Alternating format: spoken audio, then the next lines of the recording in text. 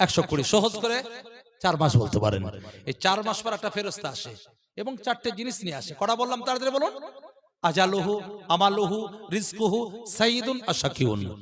আজালুহু মানে সে কতদিন বাঁচবে, এক্সপায়ার ডেট একদম ক্লিয়ার। যেমন কোন আমরা বস্তু কিনলেতে এক্সপায়ার ডেট লেখা থাকে না, এটা হচ্ছে প্যাকেটিং ডেট আর একটা এক্সপায়ার ডেট। তো কতদিন বাঁচবে সেটা ফেরেশতা লিখে দেয়। রিজকুহু সে কতটা পরিমাণ খাবে সেটাও লিখে দেওয়া হয়। আমালুহু সে কি কাজ করবে সেটাও লিখে দেওয়া হয়। সাইয়্যিদুন আশাকিউন সে দুষ্টু হবে না ভালো হবে সেটাও লিখে দেওয়া হয়। কতদিন পরে বললাম? 4 মাস পরে। কার গর্ভে? মায়ের গর্ভে।